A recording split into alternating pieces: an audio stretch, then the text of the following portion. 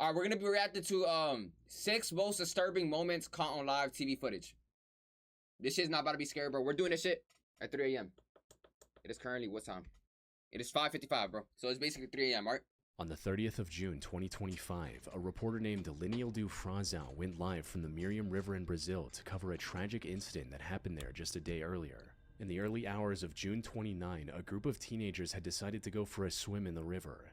Unfortunately, they underestimated its depth, resulting in the disappearance of 13-year-old Raíssa Fernandes. Seconds after entering the water, her friends watched her dip beneath the surface, and that was the last time anyone saw her alive. What the Divers fuck? looked for her underwater, while rescuers Alive to scoured get the more riverbank, Yo, hoping she might shut have the washed fuck ashore up, bro. somewhere. What does But that even even mean? after hours of searching, Raíssa was nowhere to be found. Linildo intended to use this broadcast as an opportunity to educate viewers on the dangers of river currents and general river safety, not knowing that he was about to solve the mystery of Raíssa's disappearance dirty on ass live water, TV. bro. He took Why off is he his in there? shoes and started slowly walking into the river while talking about the sudden increase in depth and how dangerous it can be for inexperienced swimmers. Quanto mais você desce, mais fundo fica. See, the further down you Ó, go. aqui, ó. Até que aqui é de boa, mas só que é uma descida. Aqui onde ela se afogou, gente, é uma descida. Pra você ver aqui, ó, onde ó, o tanto que Yo, eu what passei language is aqui, this, my nigga? Spanish? daqui dá mais ou menos uns 2 Burger metros e King meio. foot lettuce type voice. Ó, e quanto mais você anda, ó a diferença aqui já onde eu estou agora, ó. Então, pessoal, Yeah, what e the ainda fuck tem is he a talking about, correnteza. bro? Já, aqui já, olha, ó, um passinho pra frente, a água já tá praticamente me cobrindo. Então, o risco aqui Oh shit, he's é going muito deeper. grande, é muito grande. However, nothing could have prepared him for what he was about to encounter just seconds later. Ó a fundura aqui, ó. Oh shit. Oh shit. Fundura aqui, ó. Just seconds later. Ó a fundura aqui, ó. Encounter just seconds later. Ó a fundura aqui, ó. What the fuck, that bro? Ew, he just drunk that, bro. Nothing happened, by the way. Nothing Eu acho que happened. negócio aqui no fundo I think da there água. was something down there. I thought nothing was at the bottom, bro. Não, era mole. It was soft. Será que não é ela, não? Pause. While trying to demonstrate the river's deceptive drop-off, Ew, Linildo bro. accidentally stepped on something soft and organic feeling to be a rock or a submerged log, which caught him off guard. The murky water made it impossible to see beneath the surface. But Linildo was starting to realize what it could be, leaving him too disturbed to go back and investigate further. He got out of the water and contacted authorities immediately. And it wasn't long before divers recovered the remains of Raíssa from that exact spot. So Risa, that badass girl, like drowned in there. Damn. Later autopsy report confirmed that there was no foul play involved. What happened to her was nothing more than a tragic accident. She was definitely black. On September 25, 2025, the CBS 6 station in Albany, New York received a strange email with a 2-page document. I would like to get Trump on the right track. Trump did prove the politics and negotiable. Everything runs on money, crushes, corroborates, and colleges, they will dance to Trump's tune for money. First, he must have be rehabilitated. Without that, his oath of office is void. Justin Roberts contained a nearly incomprehensible rant on archaic centuries-old laws and a proposal to create a board of trustees with prosecutorial immunity. However, the most important aspect of this document wasn't its content. Instead, the reason it stood out among the hundreds of emails the channel received every day was its author, 53-year-old Lawrence Krauss, who also included a selfie alongside the document. You see, Lawrence was currently under investigation for ending the lives of his own parents and getting away with it for over 8 years. It happened in August 2017. His 86-year-old father and 83-year-old mother were living out their retirement in their home in Crestwood Court in Albany, New York. And suddenly they were gone without a trace. None of the neighbors saw them leaving or heard anything about where they were going.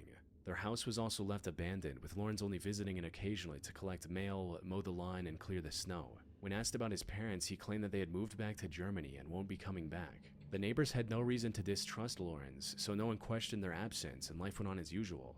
A distant relative even requested a welfare check in 2020. Yo, she's bad as The fuck. neighbors repeated the same explanation Lawrence had given, her, man. ending the officer's questioning without any further suspicion.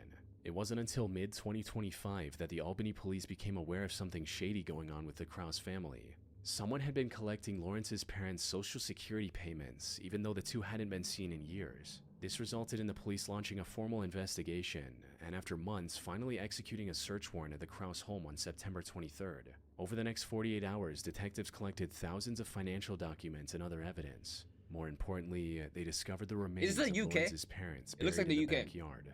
Lawrence likely knew that he was the prime suspect in this case, but instead of turning himself in or trying to run away, he made the unusual decision of sending this document to the local news network alongside his contact information. One of the directors at CBS 6 was familiar with the Kraus case and immediately jumped at the opportunity. So wait, how long was this? This was 3 months ago, bro. So this is early, bro. Bro, what was I doing when this happened, bro? To interview Lawrence. Could have saved the After day, giving him a call, Lawrence claimed that he was willing to do a live interview with the channel only if they published his document on the internet for everyone to see. The network agreed, and less than an hour later, Lawrence was sitting with a CBS 6 reporter for a live interview. Lawrence was a bit hesitant at first, but after some pressure, he cracked and confessed to everything. I want to hear from you. Yeah. What did you do to your parents? I buried them in their property. You buried them in the backyard of that house in Albany. Right. When it actually happened, when your parents died, did they know it was happening to them? Oh, yeah. And they knew it was at your hand? Well, yes, no one else's. Right. So they realized what you were doing to them as it happened. Yes. They knew that this was it for them, that they were perishing at your hand. Yes. And it was so quick. How did you do it? Yeah, I can't talk about that. Well, you've just told us that Right. it was at your hand. Right. Were there drugs involved? No, Was no. there a suffocation? You suffocated them? Oh my god. You suffocated your parents. I'm so sorry, bro. Yeah. Just trying to be me, Confession bro. so disturbing, however, was the way Lawrence tried to portray it as something righteous. His argument essentially boiled down to, my parents were suffering from old age, so I did them a favor. Even though the neighbors described the couple as elderly, they were by no means sick or bedridden. I wonder how it feels to be They had old. normal routines where they tended to their garden, shared mint leaves with neighbors' kids, and listened to Polish music every day. Their lives weren't nearly as miserable as Lawrence tried to portray during this interview. Now, it's unclear if he's severely mentally ill and genuinely believed everything he was saying, or if this interview was his way of trying to paint himself as the concerned son to earn the public's favor before his inevitable arrest. In either case, he had no way of escaping the consequences of his heartless He got actions. arrested on video, He was bro. arrested immediately after walking out of the network's building and is currently awaiting trial for the death of his parents. Bro, On that's the not even night of disturbing, bro. That's so weird, bro. That's not even 28, disturbing, bro. 2023, the Utilita What the Arena fuck does hockey have to do with in disturbance? Sheffield, England my was gosh, packed bro. with over 8,000 spectators. They were there to watch the ice hockey match between the Nottingham Panthers and the Sheffield Steelers. The whole thing was also being broadcast live on TV for fans across the world, and the match started off completely normal. The first period ended without either team scoring a point. About 35 minutes later, the score was 4-2 in favor of the Sheffield Steelers. The Panthers needed to score soon if they wanted to make a comeback. So, one of their more renowned players, Adam Johnson, got a hold of the puck and started pushing into the Steelers' defensive zone. But before he could reach the goal, the match got interrupted by one of the most tragic incidents in ice hockey history. As Adam was making his way to the goal, a different player of his team bumped into Matt Petgrave of the Steelers. This resulted in Matt getting launched in the air and slicing Adam's neck with one of his skates. For those Oh my god. who don't know, launched in the air and slicing Adam's neck of the Steelers. This resulted in Matt getting launched in the air and slicing Adam's neck with one of his skates. For those who don't know, professional hockey skates are sharpened to a razor's edge, so it took very little force to leave a deep laceration across Adam's neck, causing him to bleed profusely in front of both the live crowd and the TV audience. Medics at the arena tried to stop the bleeding, but the cut was too deep. He had already lost a lot of blood on the ice. Adam was then rushed to a nearby hospital. Unfortunately, despite going into surgery as possible, Adam couldn't survive the injury and passed away just hours later. Matt was arrested shortly after on suspicion that he had cut Adam on purpose. What? How did he cut him on purpose? That's a fucking hockey game. He got arrested? That's so stupid, bro. However, investigators found no foul play in Adam's Rest in death peace, Adam and ultimately Johnson, ruled bro. it a tragic accident. The only Wow. silver lining in this entire case is that it resulted in the English Ice Hockey Association making neck guards mandatory for all players, something that would have likely prevented this from happening altogether. But at the time, wearing this protective gear was only a suggestion. I'm so sorry, bro. Damn, bro. On the evening of September 2, 2011, TVN, one of the biggest networks in Chile, was airing the I was 1 year old, by the way. show called Calle 7. I was 1 year old. It was a live game 2011. show where teams competed in various challenges to make their way to the top, and this weekend's episode was supposed to be no different. Let me guess, one of them snap their necks doing some But Olympic shit. things took a disturbing turn about halfway through the episode when the show's host interrupted the competitors seemingly out of nowhere and told them to stop. Please, Quiero que paren la competencia, por favor. what? Nos acaba de llegar una información muy difícil de entregar. What's?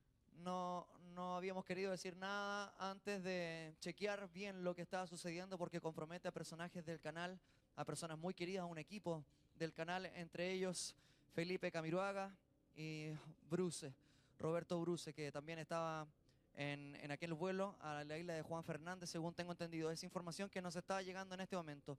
El Ministerio de Defensa informó What he do? esta tarde el presidente de la República que un equipo de TVN iba al borde de una nave de la Fuerza Aérea de Chile que capotó en el archipiélago de Juan Fernández.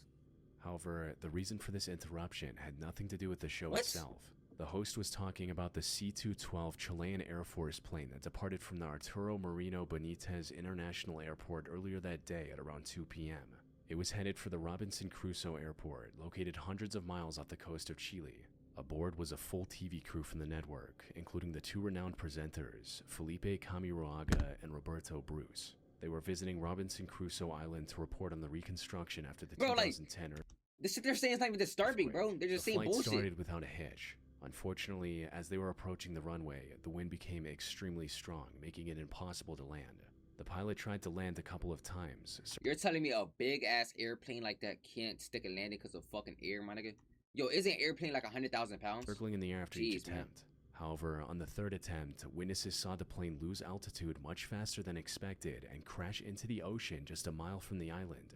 By the time rescuers reached the crash site, it was already too late. All 21 people aboard the C-212 plane had passed away.